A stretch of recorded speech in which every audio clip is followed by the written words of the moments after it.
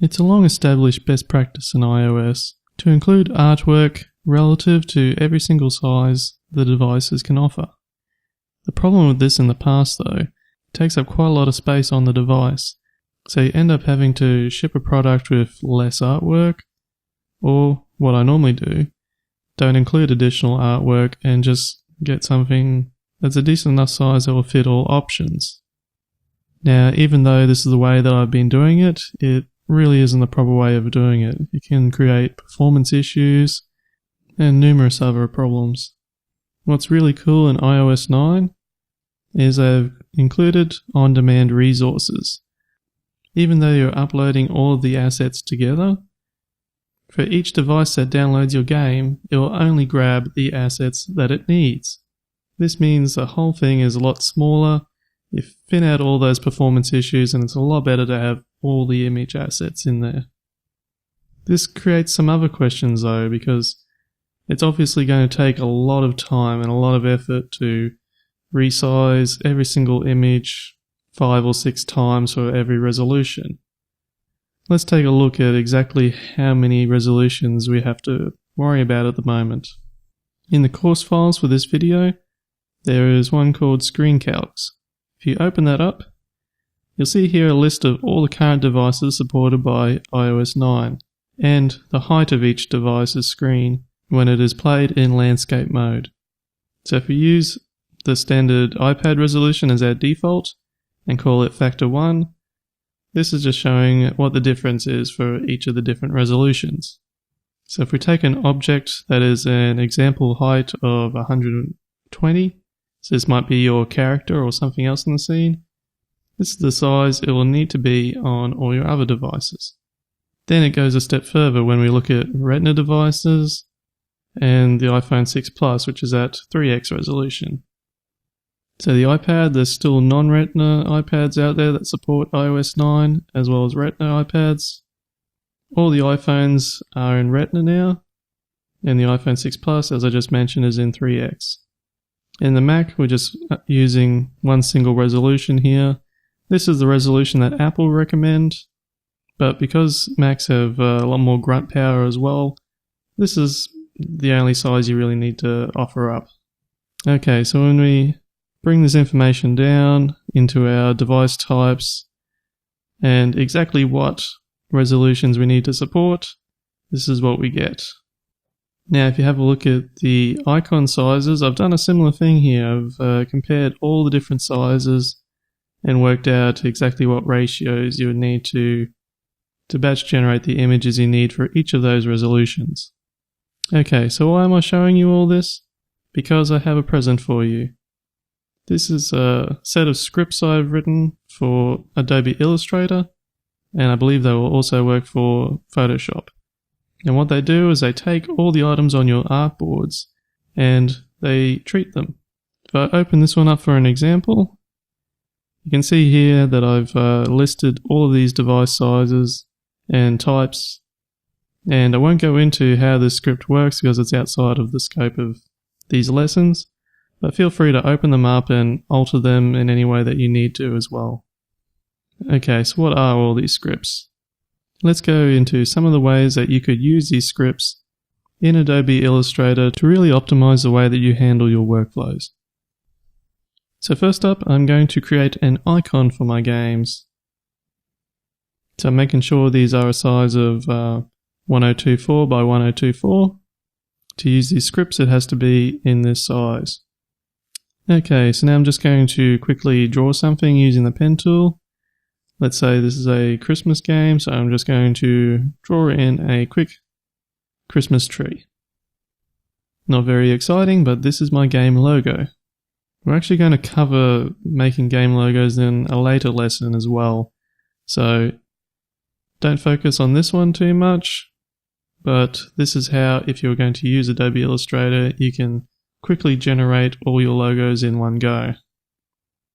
Okay, so now if I come down to this artboard tool, and I'm just going to show the artboard panel,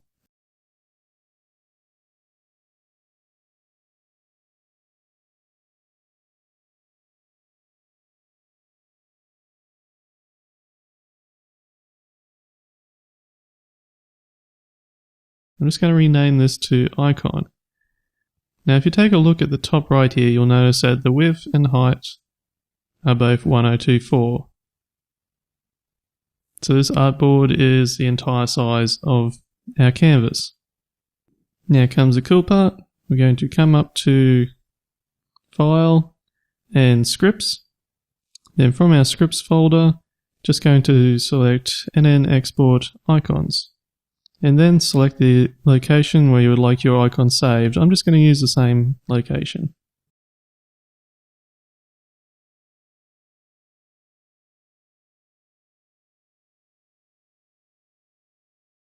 Alright, and here you go. In the icons folder, we have icons for all the relevant sizes. So now all we have to do is drag and drop them straight into Xcode. And how to do this will be covered in a later lesson. Okay, now let's have a look at if you were going to lay out your game's entire interface using Adobe Illustrator, which you could do, and it's a pretty good way of doing it. I'm going to leave my width at 1024. And I'm going to change my height to 768. So this is going to be the same size as an iPad screen. And iPad resolutions are a pretty good area to work in.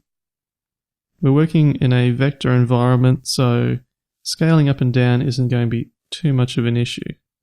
Okay, so once again our artboard is the entire screen. So you can lay out all your assets on here and make sure that you do your layering really well so that when you come to a point where you want to move these objects around, it's not going to be too difficult. So for this example, I'm just going to draw two objects. So we have a crystal or a diamond and a heart. Now when we come to export this for working in a game, you're going to want to export each object separately. So what I would normally do is leave the iPad region as it is, and just copy the objects off to the side and draw new artboards around them. For this one though, I'm just going to resize this original region, use the artboard tool to draw new artboards around the two objects.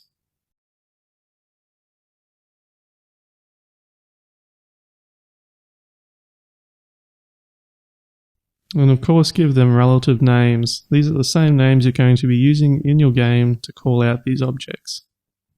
So once your objects are drawn and ready to be exported, once again you go to File, Scripts, Other Script, and you've got two options here. If you're working in Xcode 6.4 or lower, you want to use the No Atlas version, and then you can create your own texture atlases. If you're working in Xcode 7, under the new texture atlas structure, you can generate the entire texture atlas straight away. So let's have a look at doing it that way. I'm going to select NN Export Atlas.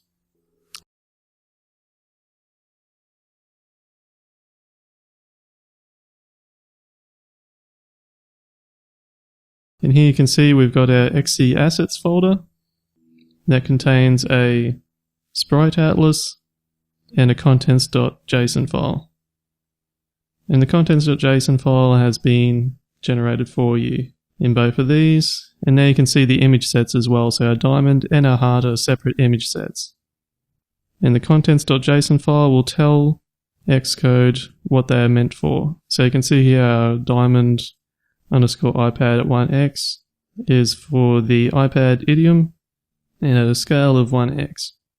So this is everything Xcode needs to know to put it in the right place and assign it to the right device in on-demand resources. And that's all you really need to do to get started using Adobe Illustrator for game art.